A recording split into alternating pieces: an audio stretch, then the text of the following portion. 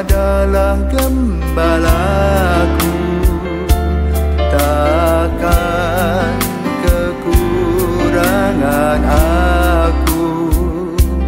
Ia membaringkan aku di padang berumput hijau. Saudara-saudari yang terkasih dalam Kristus, selamat pagi. Salam jumpa lagi dalam Sabda Siap Saji. Jumat 20 Oktober 2023. Pekan biasa ke-28. Marilah berdoa. Dalam nama Bapa dan Putra dan Roh Kudus. Amin. Allah Bapa yang Maha Baik, Engkau mengutus Yesus Kristus Putramu menjadi teladan iman kami bagi kami. Semoga kami pun taat kepadamu dalam menapaki penjaraan hidup kami. Dengan pengantaran Yesus Kristus Putramu Tuhan kami, yang bersama dengan Engkau dalam persatuan Roh Kudus, hidup dan berkuasa Allah sepanjang segala masa. Amin. Semoga Tuhan beserta kita sekarang dan selama-lamanya.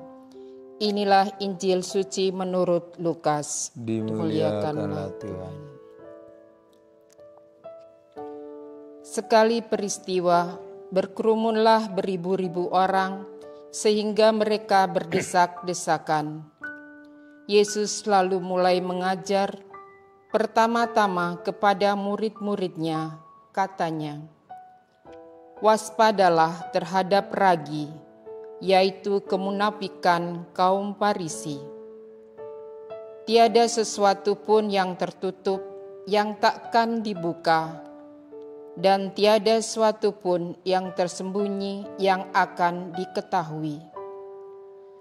Karena itu, apa yang kalian katakan dalam gelap akan didengarkan dalam terang, dan yang kalian bisikkan ke telinga di dalam kamar akan dimaklumkan dari atas atap rumah. Aku berkata kepadamu, hai sahabat-sahabatku, janganlah kalian takut terhadap mereka yang dapat membunuh tubuh, tetapi kemudian tak dapat berbuat apa-apa lagi. Aku akan menunjukkan kepadamu siapakah yang harus kalian takuti. Takutilah dia yang setelah membunuh mempunyai kuasa untuk melemparkan orang ke dalam neraka. Sungguh, aku berkata kepadamu, takutilah dia. Bukankah burung pipit dijual 5 ekor 2 duit? Sungguh pun demikian, tidak seekor pun dilupakan Allah. Bahkan rambut kepalamu pun terhitung semuanya. Karena itu, janganlah takut, karena kalian lebih berharga daripada banyak burung pipit. Demikianlah sabda Tuhan. Terpujilah Kristus. Selamat pagi, Sister. Selamat pagi, Brother. Selamat pagi, para pemirsa. Tadi Sister sudah membaca Injil, yaitu Injil Lukas. Sekarang saya ingin bertanya, apa sih makna bagi saya supaya saya itu bisa peka dalam ajaran gereja atau dalam ajaran Yesus Kristus? Selamat pagi, Brother. Selamat pagi, para pemirsa. Tadi kita sudah mendengarkan yaitu dari Injil Lukas, yaitu bagaimana Yesus mengajar kepada para muridnya. Dikatakan tadi ada banyak beribu-ribu orang datang berdesak-desakan. Tetapi Yesus mengajar yaitu muridnya pertama-tama kepada muridnya. Nah, di sini kalau zaman dahulu murid Yesus ada 12 rasul ya. Nah, di zaman sekarang ini kitalah adalah murid-murid Yesus. Para pemirsa, saya, frater, dan semua yang telah dibaptis adalah murid-murid Yesus.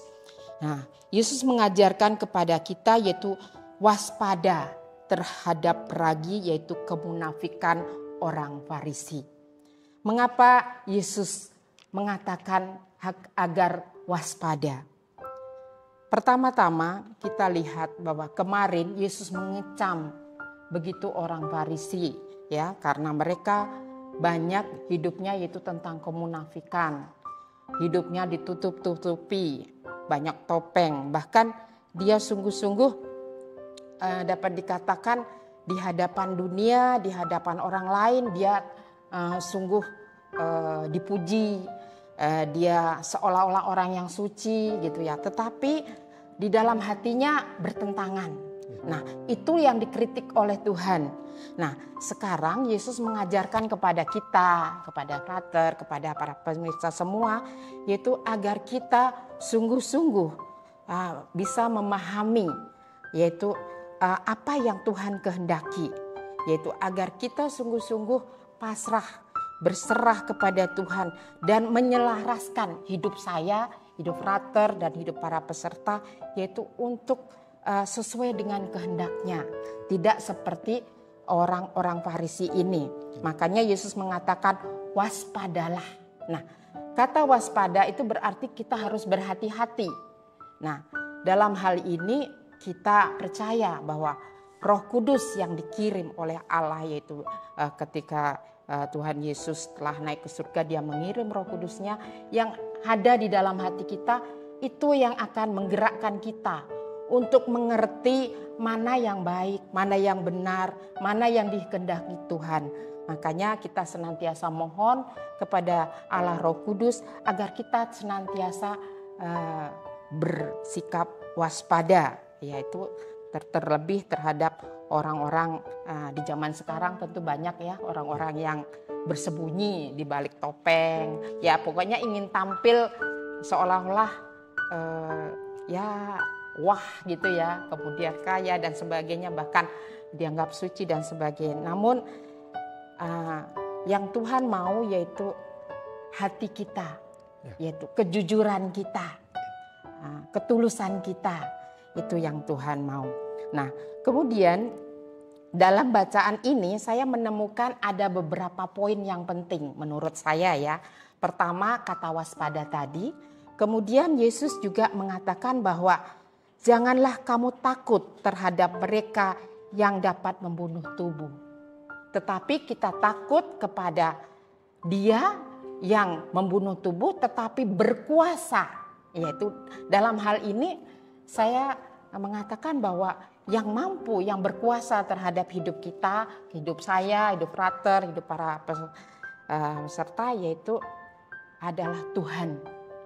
Tuhanlah yang harus kita takuti. Tapi takut bukan berarti kita bersembunyi-sembunyi untuk melakukan, tetapi dengan rasa cinta, dengan ketulusan hati kita. Nah, takut yang sungguh-sungguh melahirkan sukacita, damai itu. Nah, itu yang dikehendaki agar kita juga tidak takut dalam hal itu. Kemudian juga Yesus mengatakan di dalam bait yang terakhir bahwa janganlah takut karena kalian lebih berharga daripada burung pipit. Ya. Nah, para pemirsa dan para frater, bahwa ternyata kita itu sudah berharga di hadapan Tuhan melalui pembaptisan ya. Kita tahu juga di dalam kisah penciptaan bahwa Allah menciptakan kita baik adanya ya. Bahwa kita diciptakan sesuai gambar Tuhan, sesuai dengan kehendak Tuhan, dan maka dikatakan bahwa kamu berharga di hadapan Tuhan ya. Nah, untuk itu kita harus mensyukuri ya.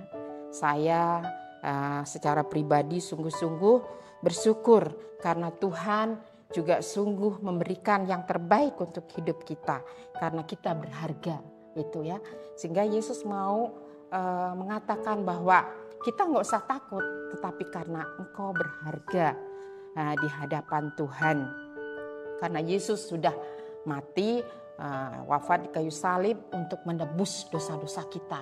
Maka kita sudah menjadi orang yang sungguh-sungguh merdeka, orang yang berbahagia karena dicintai oleh Tuhan. Itu menurut saya, Frater, mungkin dalam kehidupan sehari-hari Frater bisa untuk lebih peka, untuk mohon senantiasa kehadiran Roh Kudus, agar kita semakin hari semakin bisa tumbuh menjadi pribadi yang senantiasa berkenan di hadapan Tuhan, tidak seperti orang-orang Farisi ini, gitu ya. Sehingga kita sungguh-sungguh bisa membedakan mana itu yang dikehendaki Tuhan, mana yang tidak. Sehingga kita sungguh-sungguh bisa menjadi pribadi-pribadi yang senantiasa berkenan, kemudian yang taat dan juga takut akan Tuhan, tetapi dengan penuh cinta di dalam hati kita. Itu demikian, Frater, mungkin para pemirsa, renungan singkat pada pagi hari ini. Selamat pagi. Terima kasih banyak, Suster. Terima kasih, Frater.